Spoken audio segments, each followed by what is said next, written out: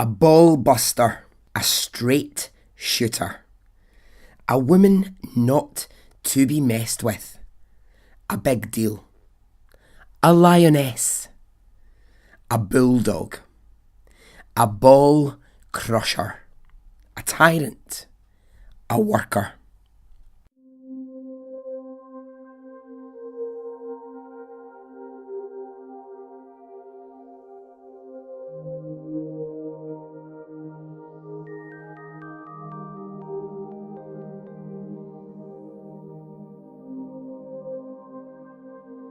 Police operator 1142 at emergency. Hello? I just called. Please, I need an ambulance. Okay, what happened there, ma'am? A ball buster, a straight shooter, a woman not to be messed with, Police operator a big 1142 at deal, emergency. Hello? a lioness, Please, I need an ambulance. Okay, what happened there, ma'am? a bulldog, a ball crusher, a tyrant, a worker. And then she takes another pull, and then I turn, and then she blows it. So when I'm about to say something, it just goes deep within. So I'm like, and I'm like, okay, and I'm like, A ball just buster, give me, a straight shooter, stuff was just not, a woman seeming right not at the time. And I to was be like, messed just give me with, a minute. I just a get big out. deal, Hello? a lioness, Please, I need an ambulance. a bulldog, She's like, Okay, what happened there, a ma'am? standing in ball front of me. crusher, She's like, a tyrant, what the fuck is a wrong with worker. you?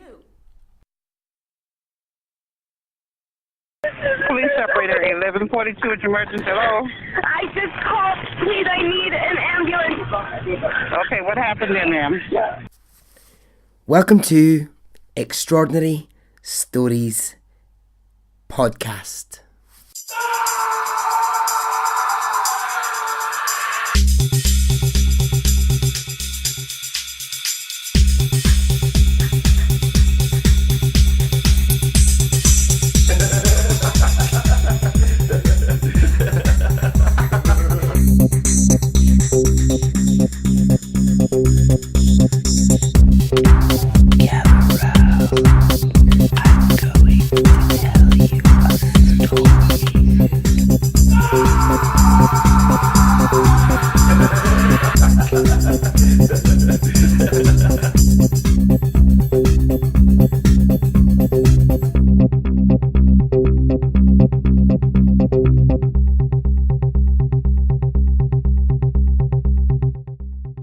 Hey, how are you?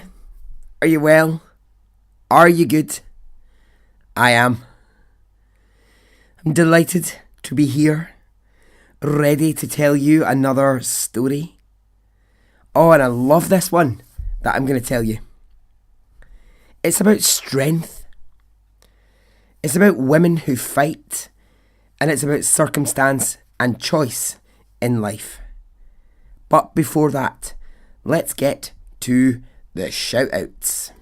So, hello to Cindy Lockwood. Cindy, thank you so much for your absolutely beautiful email. David Thompson, thanks for your podcast recommendation. I've not got to it yet, but I will get around to it, I promise.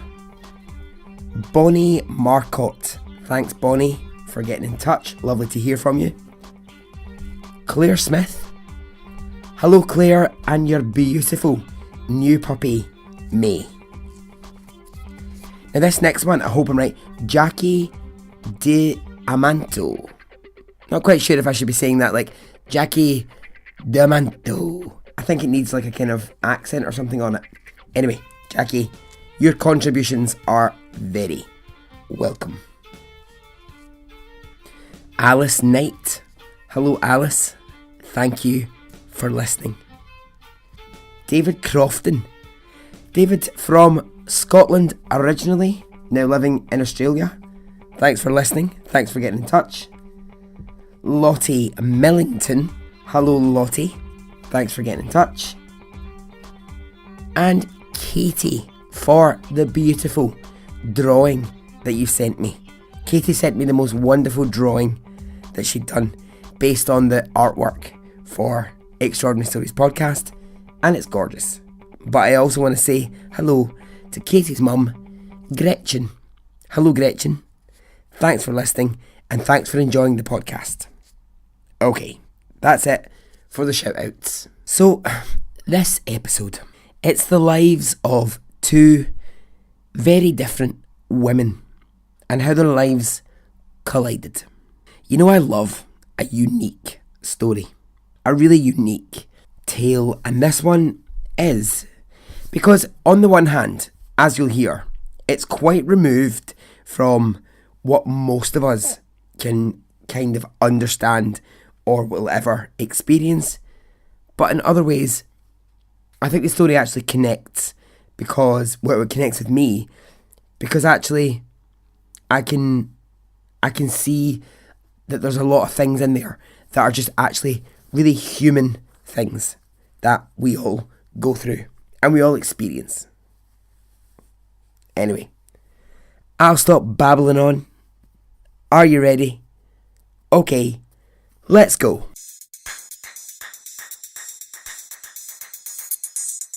Okay, so we start our story with a young female baby being born into the world, and she will make quite the mark. In 1945, in Manhattan, Linda Adler is born. Born into a family who aren't particularly wealthy. But when Linda is a baby, they move to the Riverdale area of New York, which is in the Bronx. I think it's not a terrible area. I think it's not too shabby to live, especially in 1945. I think this was a nice place to live. So Linda, she grows up here. She goes to school. She is a fiery character. She's bright, she's charismatic, and she has an abundance of energy. So at 17, she goes to college to train to be a school teacher. Now what she wants is to teach young kids.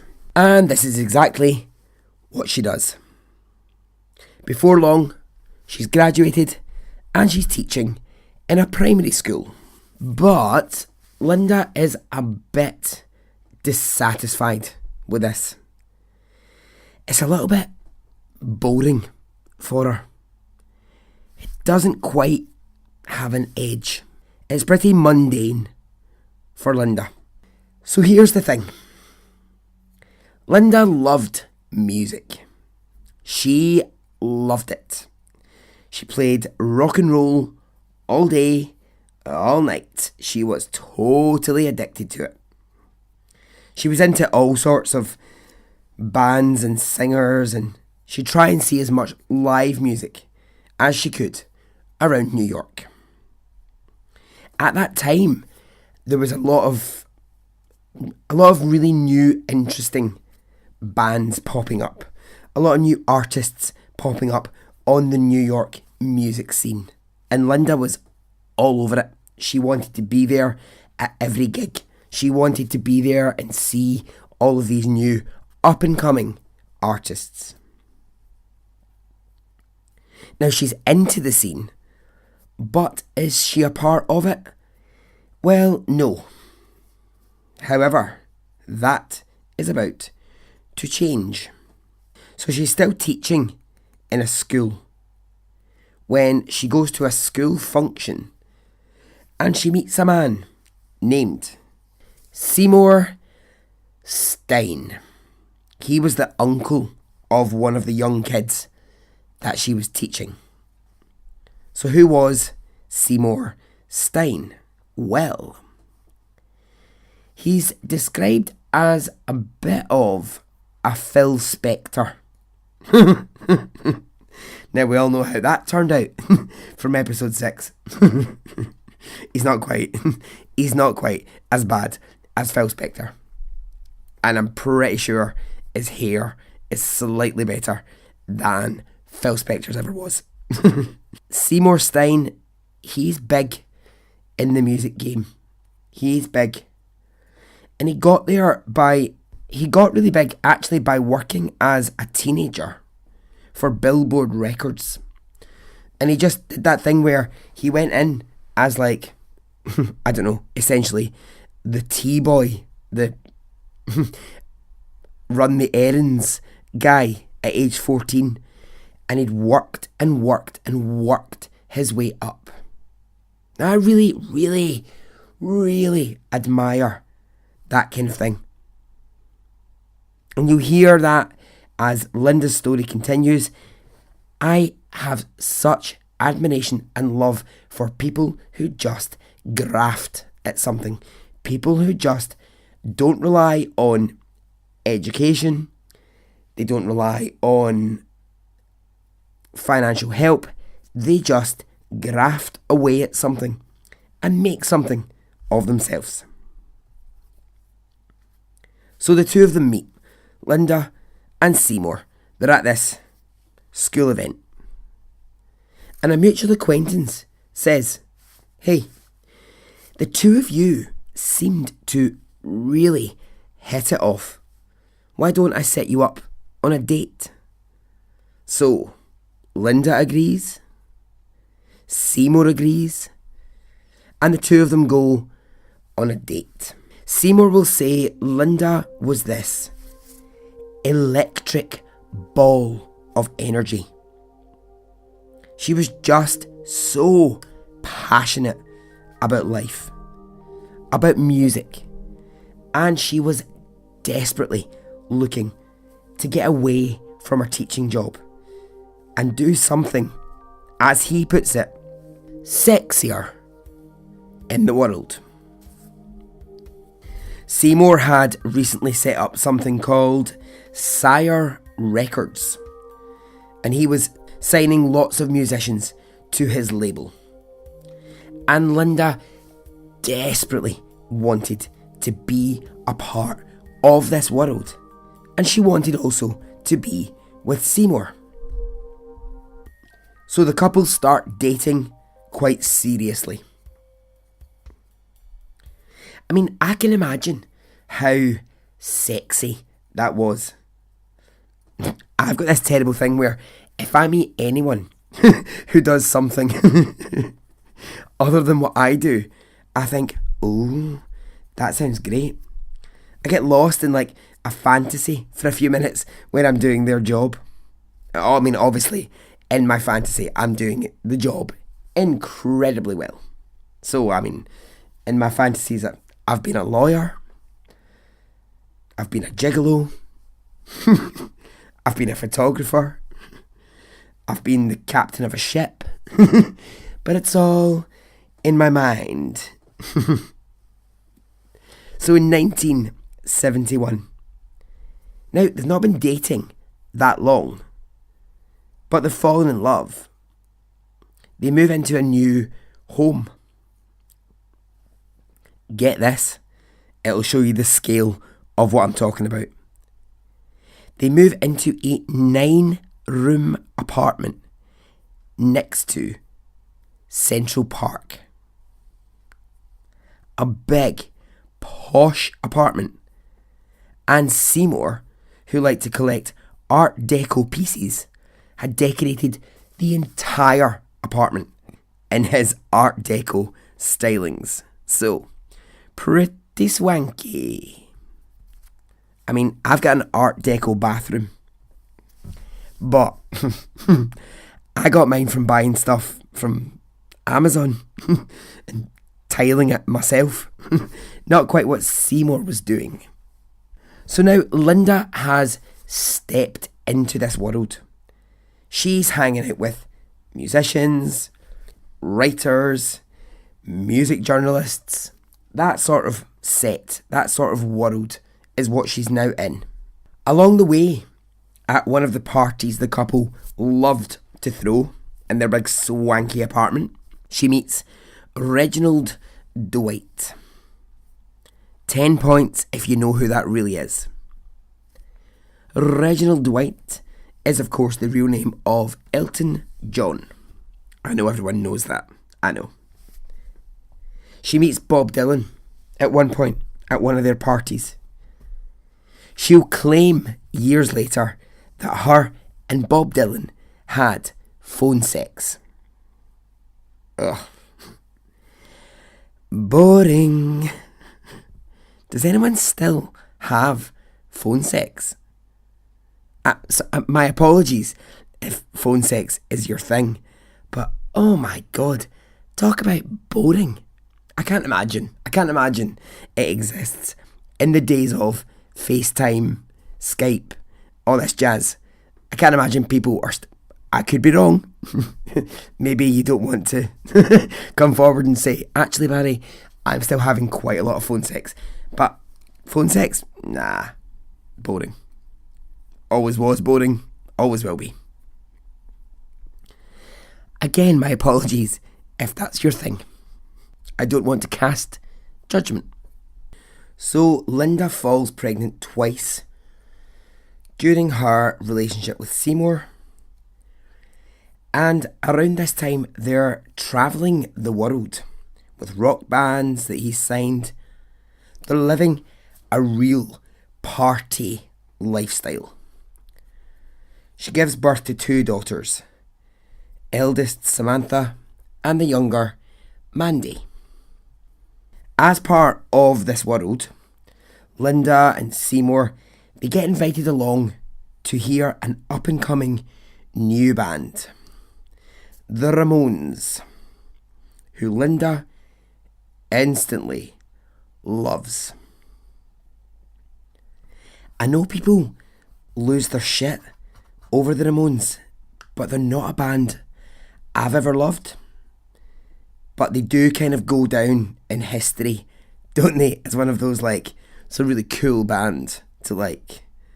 They're one of these, like, people who are like, oh, you either just get the Ramones or you just don't get it. Not saying I don't get it, just saying was never really a big fan. Anyway, Linda was a big fan. So Seymour, he signs them to his record label, and Linda is put in charge of their touring schedule. Linda and Seymour, they decide they want to make the Ramones the biggest band in the world. So even though they have 2 young daughters, they are living a rock and roll lifestyle. It's sex, drugs, and rock and roll for the 2 of these. One of the Ramones said of Linda at that time, she rode the roller coaster of someone whose appetite was insatiable. It was nihilism, party nihilism.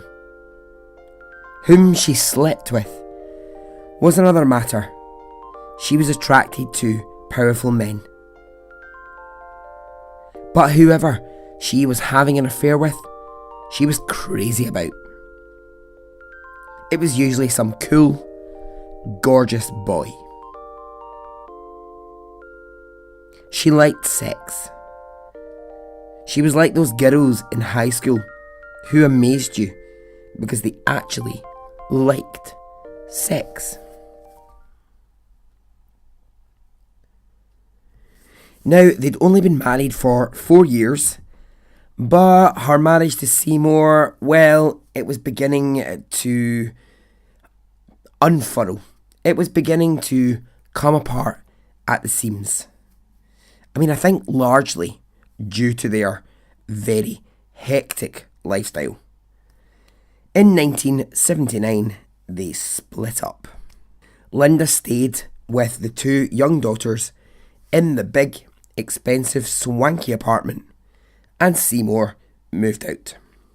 Now, the music scene was kind of changing, and some of the bands that they were managing, they were moving on to different labels and to different things. So, what was Linda going to do next? Well, She continued in the sort of music scene.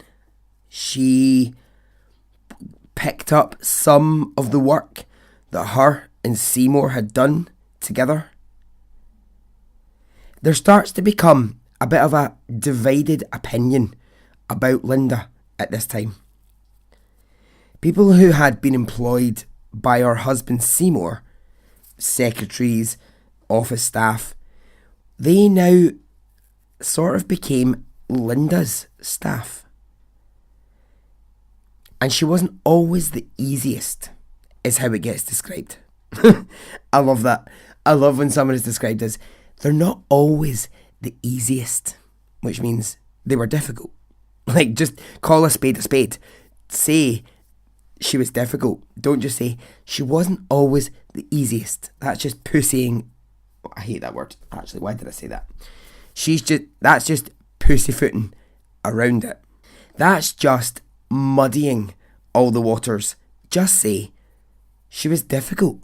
Things like when her daughter was having a 5th birthday party, it was up to her secretaries, who actually didn't really work for her. They worked for her husband, her ex-husband. And they had to handwrite all the birthday invitations. They had to organise everything.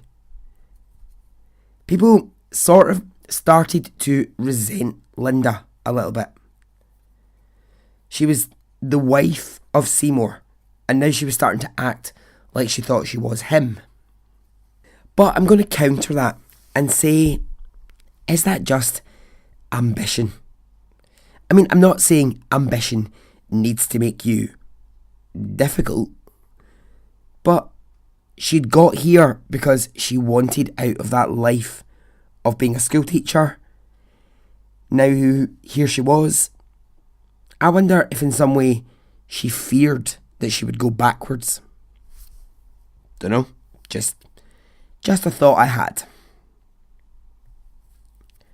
It's during this time that Linda would casually mention something to a friend which would set in motion the next part of her career, and in fact, the thing that she became famous for. Police operator 1142 at your emergency. Hello? I just called. Please, I need an ambulance. Okay, what happened then, ma'am? So a friend of hers was looking for an apartment in New York, and at a party, Linda had heard of an amazing property going up for sale that hadn't yet gone to market. So she told her friend, who was looking for somewhere new to live, that she'd heard of this apartment. Her friend swooped in, got an amazing deal on the apartment, and as a thanks, he gave Linda a large sum of cash. Linda was delighted. Of course she would be. Of course. I mean, it was literally a throwaway comment. It was, oh, I know someone who's looking to sell their house. You should get in touch with that person quick before it goes on the market. And it brought her loads of cash. Linda would, over the next year, do this more and more frequently. She was starting to see there was money to be made here. She was always listening for people who were selling properties, and she would tip off other people before the houses got tangled up in agencies and lawyers, etc. Linda would be there to go, I hear you're looking for a house. Well, so-and-so is selling this property. And then they would give Linda a little bonus for that tip as a thank you. Now, Linda realised this was something she was actually really good at. And along the way, she'd met plenty of famous people. And so she started to kind of reach out and be like, I could help that famous person sell their house. I could, without going through all the big, hideous legal system, I could point someone in their direction. They could do a wee house sale. I could make some money. Lovely. It's said of Linda that her skill was that she just wasn't actually fazed by anyone. Her marriage to Seymour had introduced her to plenty of famous people, even British royalty. She wasn't scared of anyone. There's a really lovely article I read in which they described Linda as one of those people who looked at a celebrity or a rich person in the eye without judgment or fear, and as a result, they trusted her. So she's starting to make herself a bit of a broker. She was like, I've got a skill, I'm going to jump on it. So she's hearing of properties, she's talking to celebrities, and she's working out these deals. She's getting them. Big, beautiful properties without having to go through lots of legal loopholes. So Elton John now is a massive star. And here's Linda getting him a massive, many millions of pounds worth of property because everyone in the deal trusts Linda. So, I mean, this bit of her life, it just sounds golden. It sounds lovely. She's snapped up by a big property agency. The kind of agency that only deals with the very rich and the very famous. They trade in big properties. And they use Linda's skill to deal with the big players that they have. And those include Billy Crystal, Sting, Andrew Lloyd Webber, Michael Douglas, and Steven Spielberg.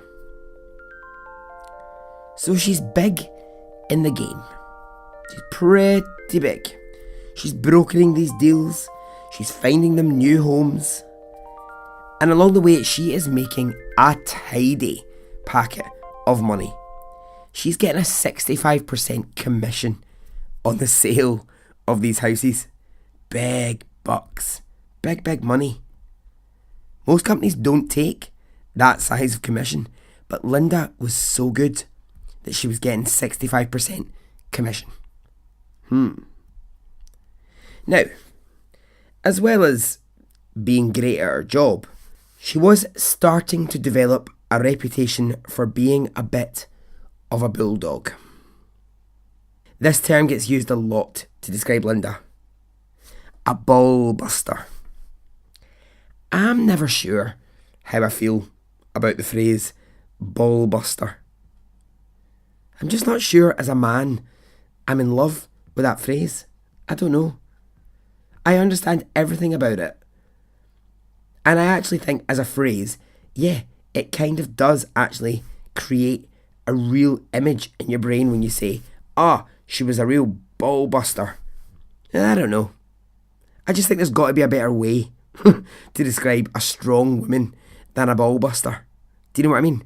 It sets up that idea that in order to be a strong woman, you have to be able to crush men. I don't think that's true. I don't believe that at all. I am 100%, I don't know why I'm going off on a tangent, but I am 100% through and through feminist. I am, cut me open, I will bleed you, feminist. But I know that the feminist movement and all that ideology, it's not about being able to crush a man's balls. That's not what it's about. It's about equality. So I just think ball buster, I don't like. Anyway, that aside. So she was difficult, Linda. She would fight and she would fight for what she wanted and for a good sale on a property. She was starting to become really well known, and the New York Times, they featured quite a few articles on Linda, just depicting how fierce she was. In 2 tiny little anecdotes about her, she was in the process of getting Madonna a house when her and Madonna fell out because she tried to stand up to Madonna and she was instantly fired. I mean, come on. Who's going to try and stand up to Madonna? Get a fucking grip. No one. And in the second, do you remember Angelina Jolie? Jolie? Is that how you say it? Angelina Jolie? I don't know. Do you remember she used to wear that disgusting vial of blood around her neck that belonged to Billy the Kid. What was his name? Billy. Anyway, him, her ex-husband, the slightly crazy one. And remember she used to wear that little vial of blood around her neck. So Linda was getting a property for Angelina Jolie, but it looked like the deal was going to fall through. And in a meeting in Linda's office, she said to her, "Get that fucking blood away from your neck. I don't care how much money you have. No one is going to sell you a home with blood around your neck." So, Linda as I hate to say, ball buster. This was another moment where she was quoted as saying, "It doesn't matter if they're a school pupil or the biggest celebrity around. I just treat them all the same." Now it sounds here like Linda is riding the wave of success. It's going well. She might not be popular for the way that she behaves, but she's getting the job done. I find this fascinating. I always love this. When someone deals with really large amounts of money, but in their own life they're really difficult about personal finances, or really tight as fuck. She lived in a penthouse in New York, overlooking Central Park. But she would argue with the dog walker about the price of dog walking. She'd say, "Well, you never told me. It would be $20. You said 15." And she would argue anyone over $5 here or there. And when anybody tried to protest, she argued them into the ground until they just gave up. She'd argument with maids and staff over $5, $10 here and there. She would constantly promise her staff that they would get a big raise, and then it never happened. It said she would go into New York delis, shops, and she would argue over the cost of a pint of milk with the cashier until she eventually left with 25 cents off of that price of milk. These things fascinate me because she'd never really ever been poor. Do you know what I mean? She wasn't born into a rich family, but neither was she born into a poor family. Anyway, I just think it's interesting when she's someone who's dealing with these multi-million pound deals. She's living in a penthouse in Park Avenue and she's going to argue over $1 in a store.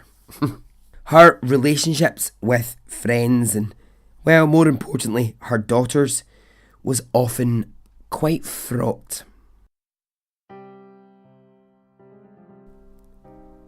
"I'm not talking to that bitch today," was what Linda once said about her eldest daughter. They'd had a small argument in the morning. Linda closed down. Not talking to the bitch. Just wouldn't speak to her.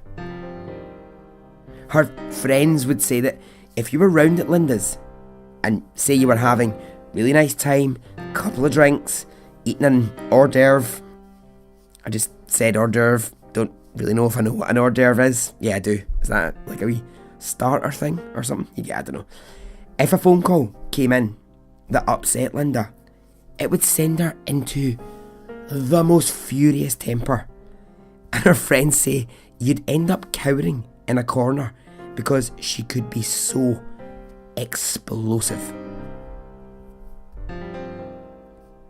So along the way, in the years of her life go on, now a really good distance from her marriage, Linda had some relationships here, there, nothing desperately serious. In 1994, she had been working really hard on some new properties when she started to feel really tired on a daily basis. So she put it down to work and stress, and she ignored it. But the feeling of tiredness, it wasn't leaving her. So she decides that she needs to go to a doctor. And after a visit to a doctor, some tests, Linda receives the news that no one ever wants to hear.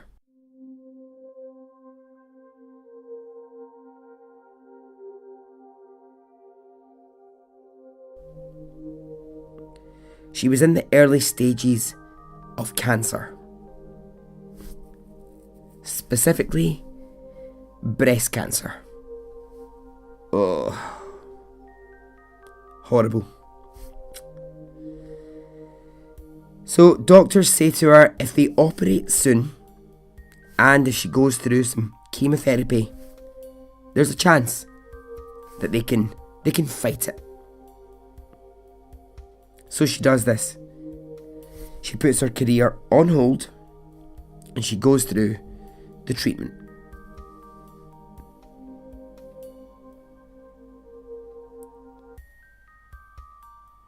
She has a mastectomy, and after a year, she's fully recovered. Good, thank God. So life continues for Linda. She goes back to work, selling properties. Like I said, hopefully like I've painted, she's not the kind of woman who's going to lie down and just let life get on top of her. She's got a real proper spirit. So after a year of being clear of cancer, those feelings of tiredness, they start to come back. And this time, she recognises them. And with absolute dread in her heart, she goes back to the doctor. More tests. Only to discover that the cancer hasn't really left her body. And once more, with her one remaining breast, she has breast cancer. Fucking hell. Can't imagine. Do you know, if you think you've beat it, and so quickly it comes around again. She goes through treatment again and she has to receive another mastectomy. And it leaves her devastated.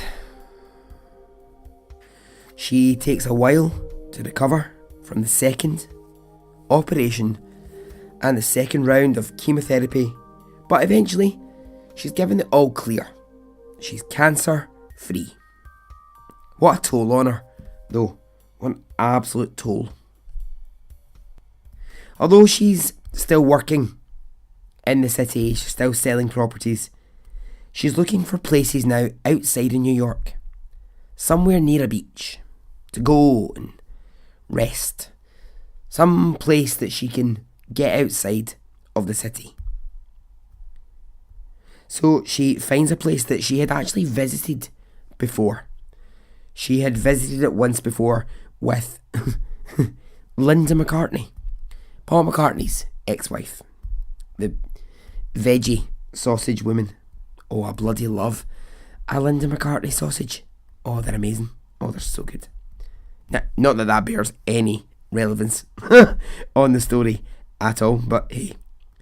So, she's got this property by the beach. Now she's splitting her time between the fast-paced city and the quiet of the beach.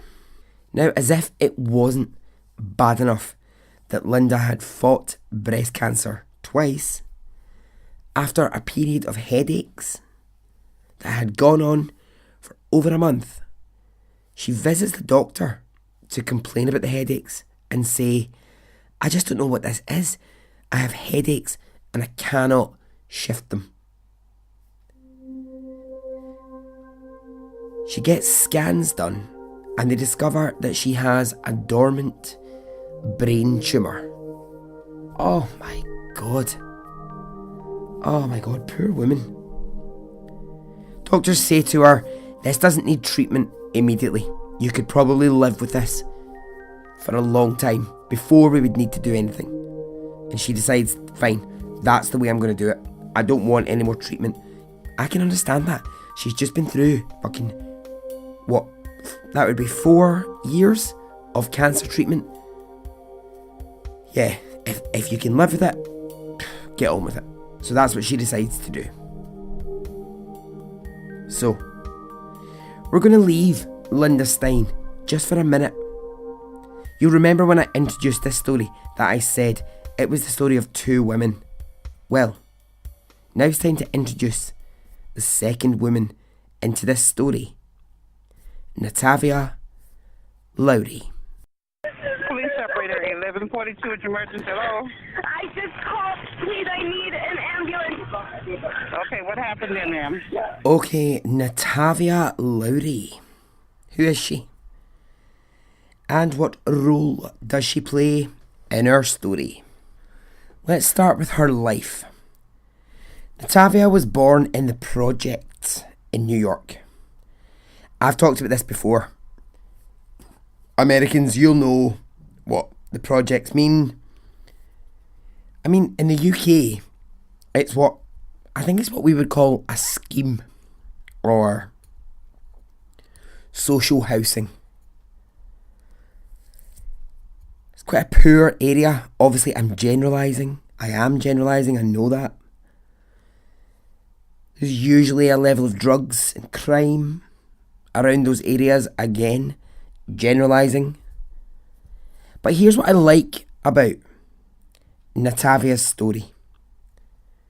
Well, I don't like this, but her dad died when she was a baby and left her mother, who was a cleaner, to raise her, and she had very little money. So Natavia's uncle and grandmother step in to help Natavia's mother, and they decide, we're going to give this child a better life.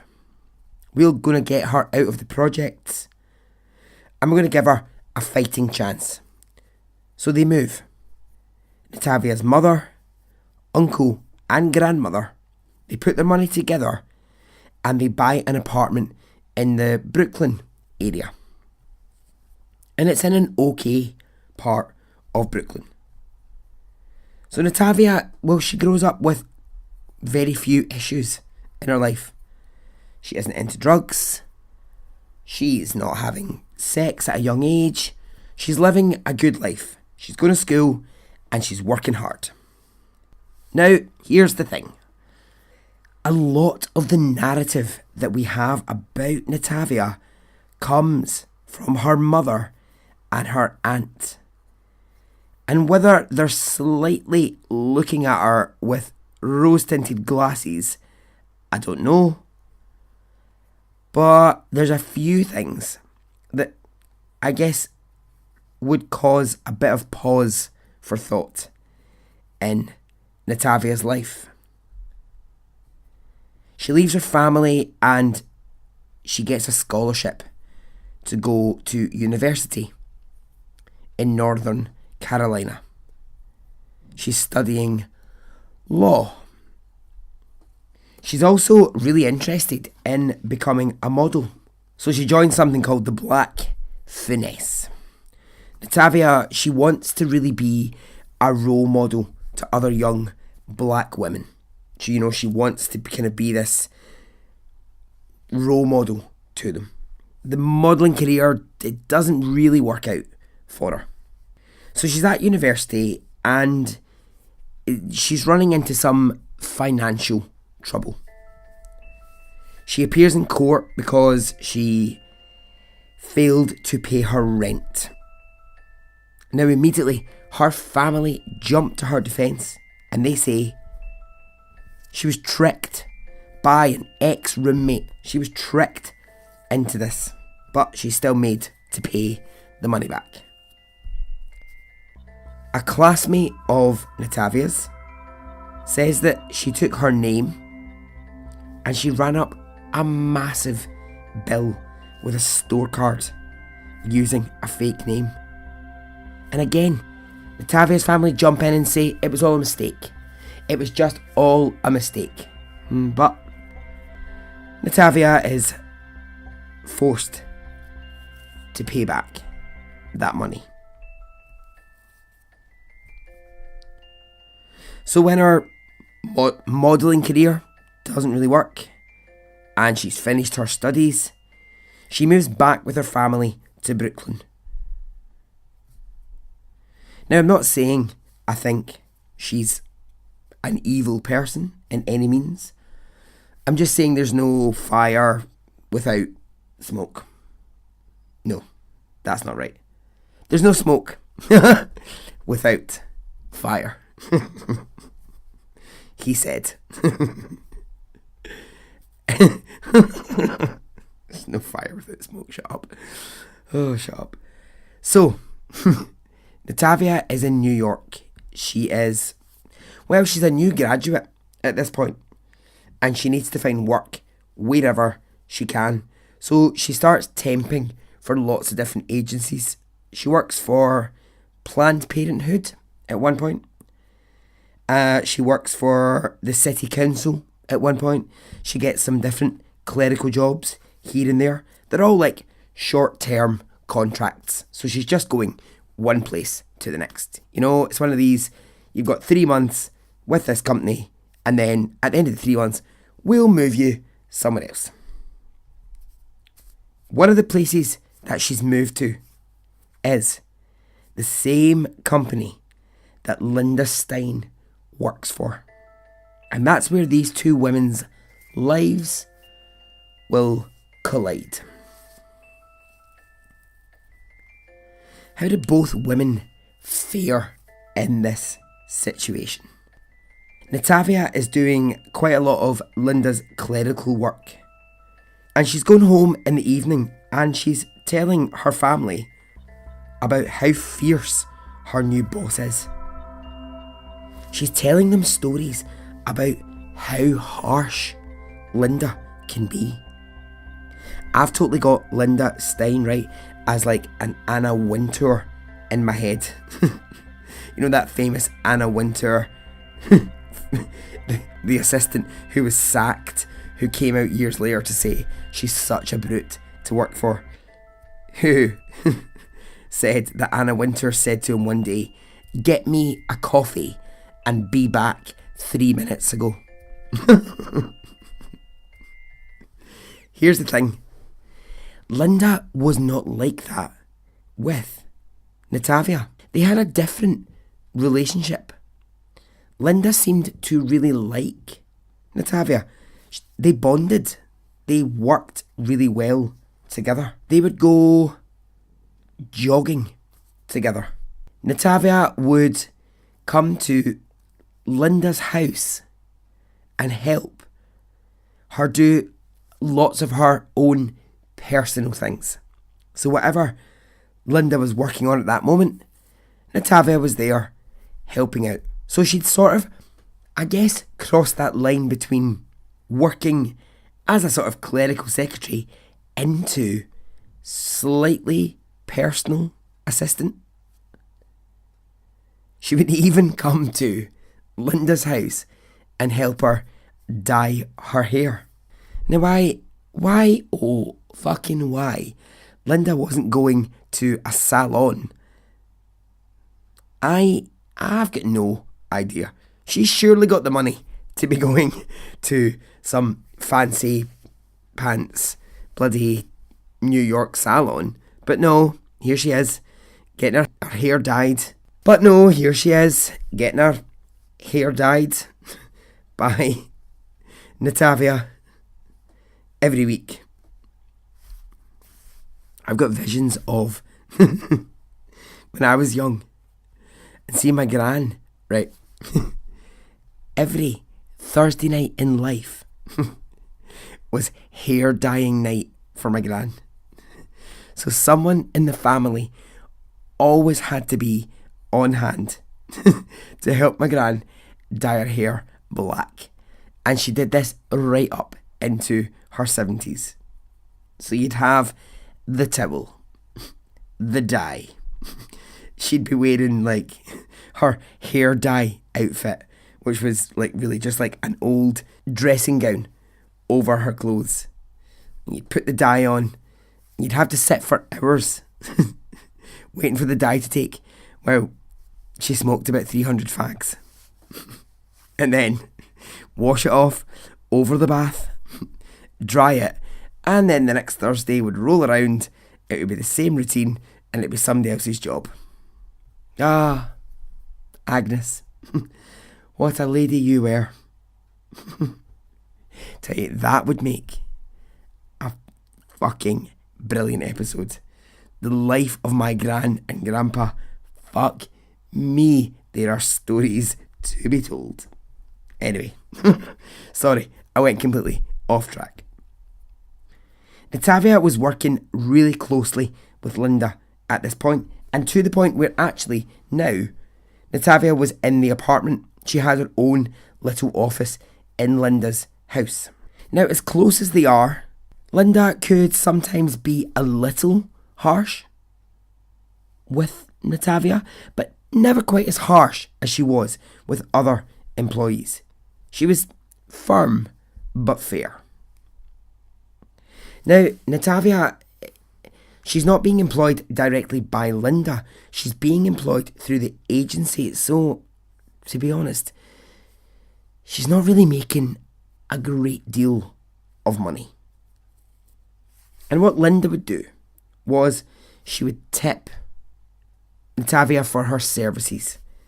So, things like the hair dyeing, or if Natavia took one of Linda's dogs to the vet, or if she ran and got her something from a shop, Linda would slip Natavia a little 10, a little 20, here, there. You know, she'd tip her. Natavia would schedule doctor's appointments for Linda. Like I said, it's crossing into that PA area.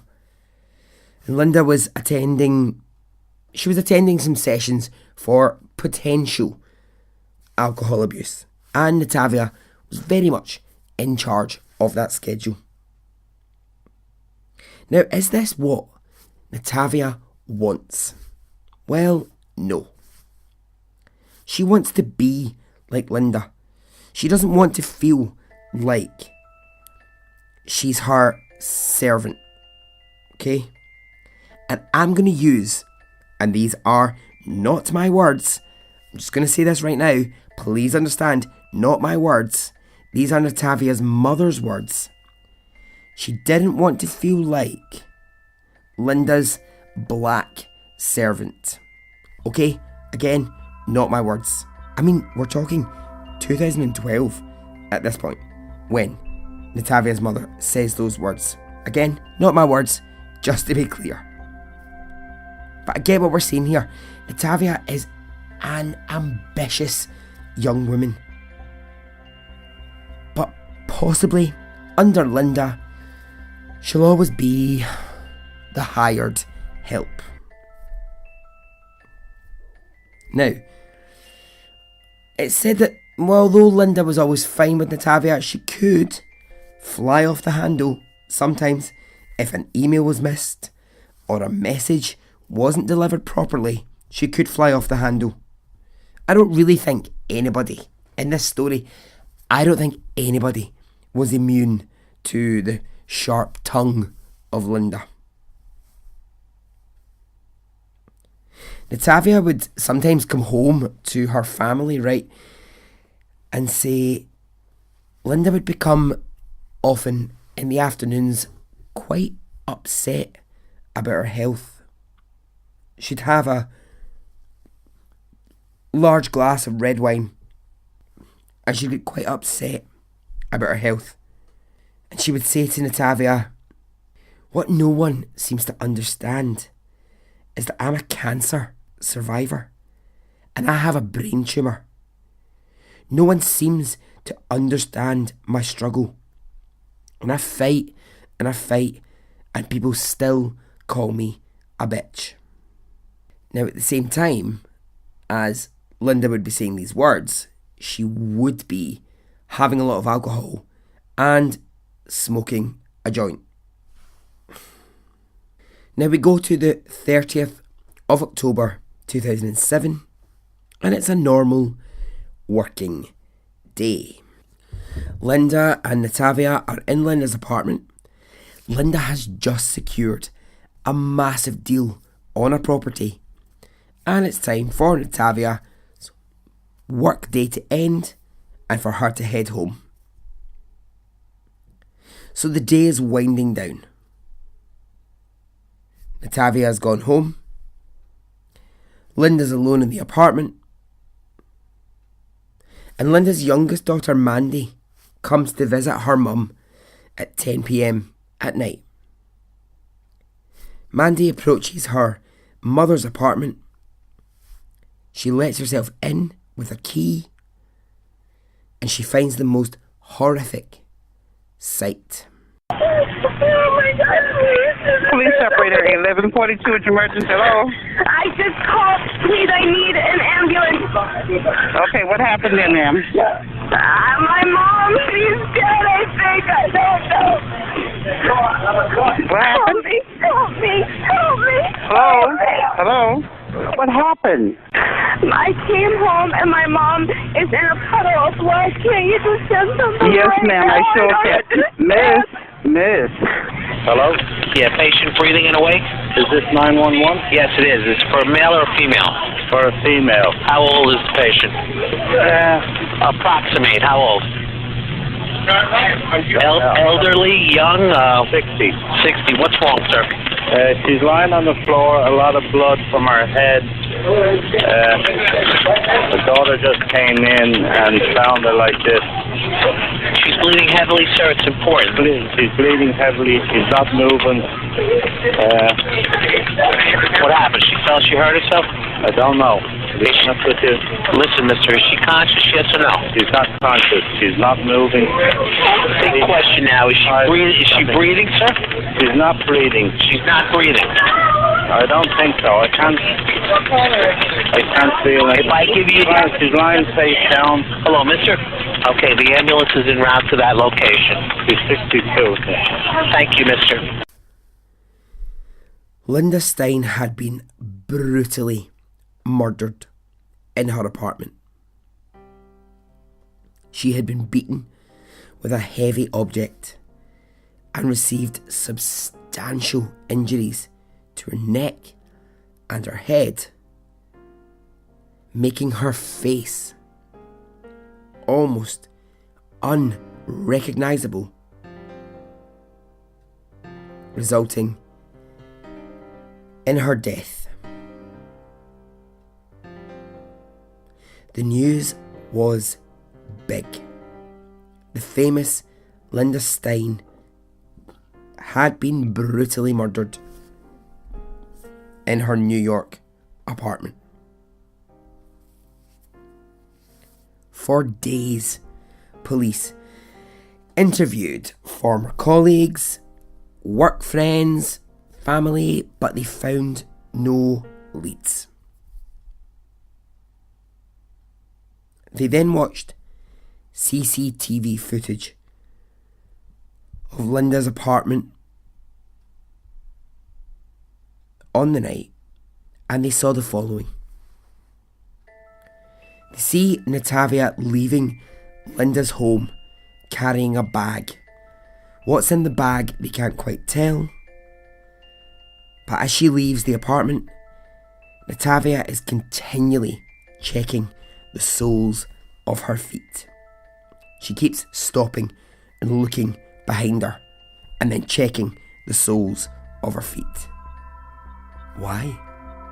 What's she checking for? Police decide they need to chat with Natavia Lowry, and she's asked to attend the police station. So she brings a lawyer with her. After a brief conversation, Natavia is allowed to go. Police don't really have anything to go on here.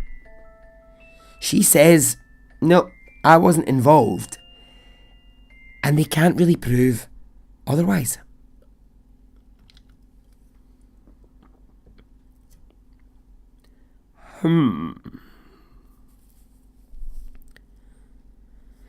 Linda's funeral arrives and the event is packed. Celebrities like Whoopi Goldberg attend. Madonna, Elton John send flowers. There are hundreds of people outside in the street. Natavia is lucky to even get inside the church. She stands at the back in a black dress and she cries for her former boss. Eulogies are read at the funeral by her ex-husband Seymour and Linda's 2 daughters, including Mandy, who had just the horror of having to be the one to find the body. Over the next few days, police asked to meet with Natavia again. She doesn't have her lawyer with her this time on these 2 meetings.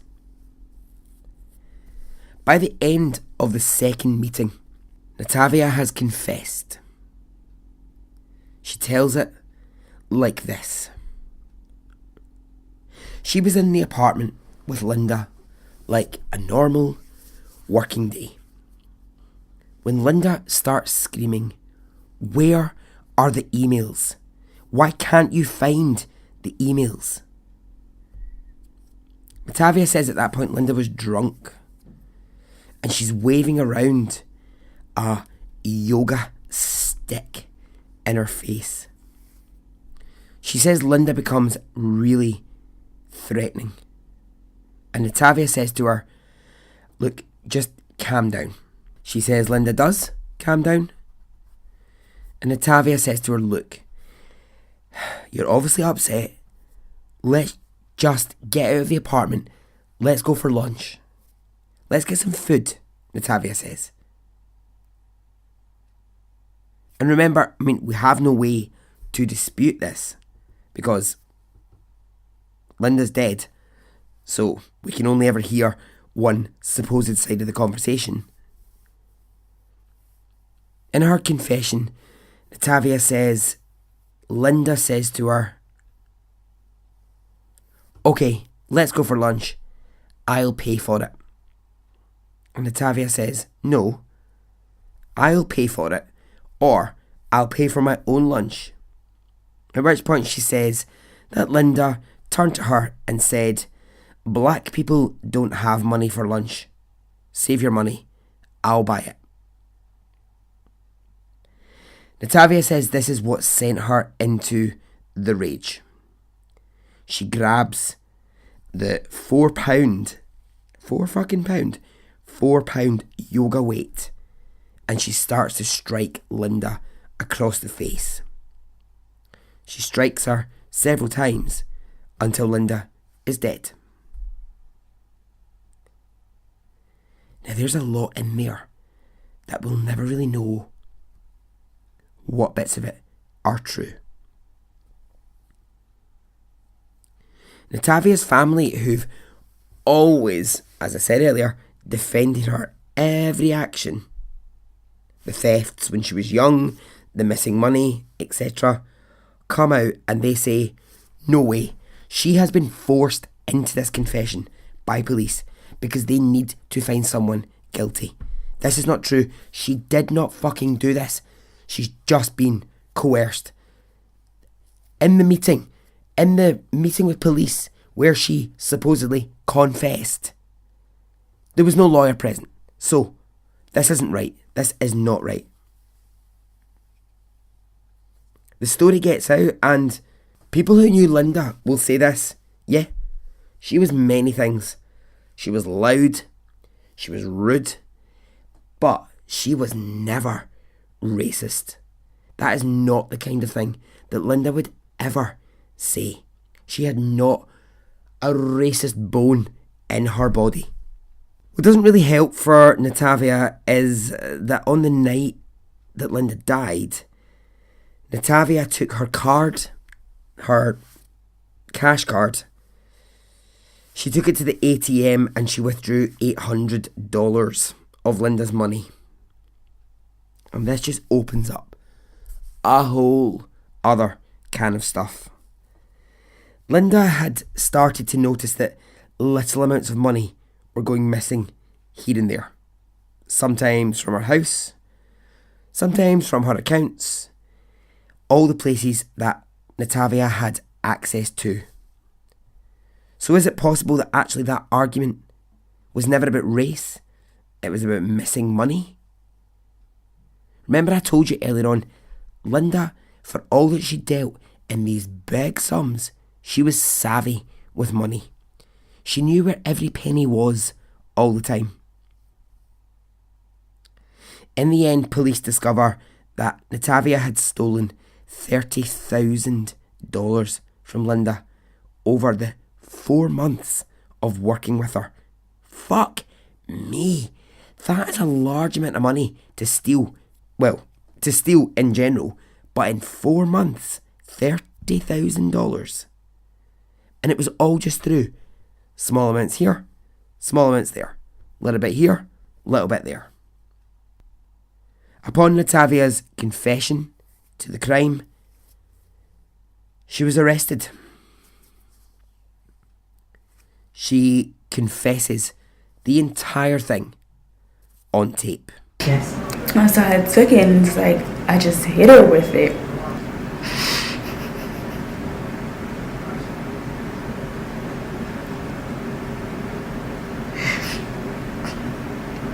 And I did it like a couple more times. On her head? After the first time she fell, and then you continued to hit her on the head with the stick? Yes. Do you know how many times you hit her? That wasn't myself. I can't count. Were you feeling very angry towards her? I was mad. I was confused. I was angry, paranoid. It was like a feeling like I never had before. It was like, it felt like she was like my worst enemy, you know? I think I just like, you know, hit her 6 times. And then I stood up and I was like in total shock. I just sat there. I called her name so many times. I shook her so many times. My intentions weren't to hurt her at all. I stood there for a while. I closed my eyes a couple times, thinking, okay, you know, if I open it, she would just be coming out the bathroom. Natavia goes to court and she's tried for the murder of Linda Stein. She tries to say in court that the confession was coerced and that she's not guilty. But that's not how a jury feel, and she's found guilty of the murder. She's sentenced to 32 years in prison. Linda Stein was a woman who fought tooth and nail for her career, for everything she owned. And she came to a brutal end, which she did not deserve. Natavia Lowry remains in prison. And so ends the story.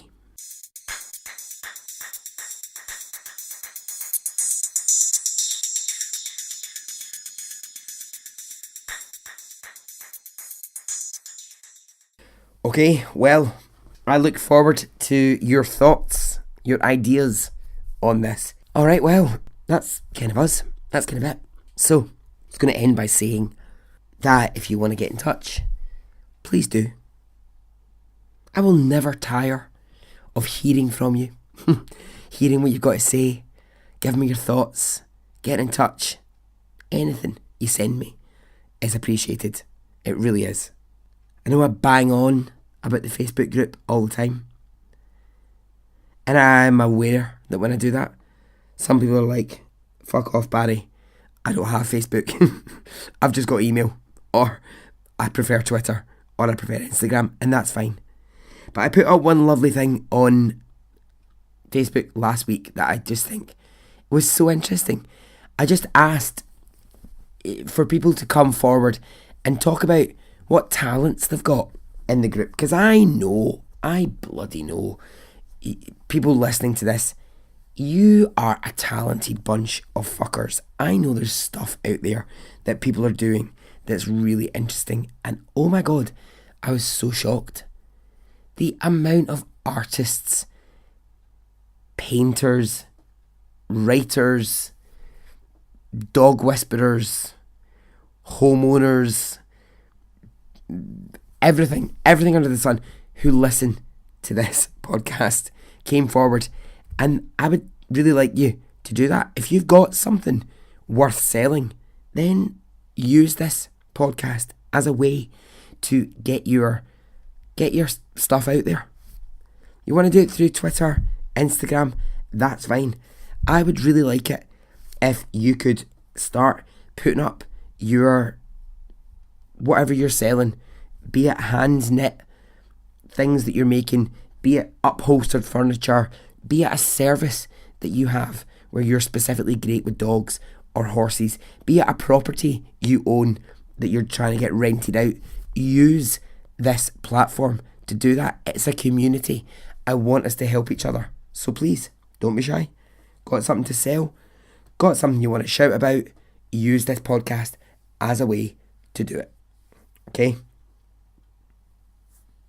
Extraordinary Stories Facebook, at Extra Stories Pod, and I'm on Instagram.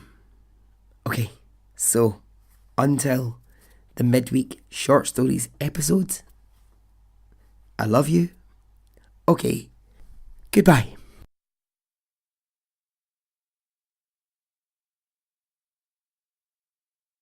Cut me open, I will bleed you, feminist.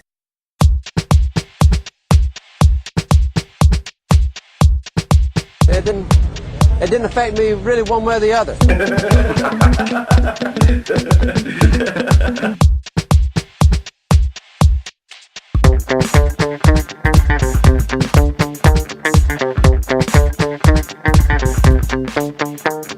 I would imagine from the look on his face,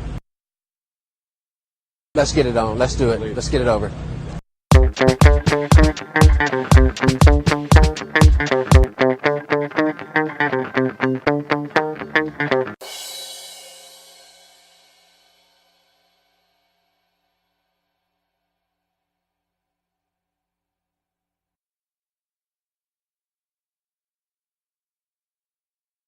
Let's get it on, let's do it, let's get it over.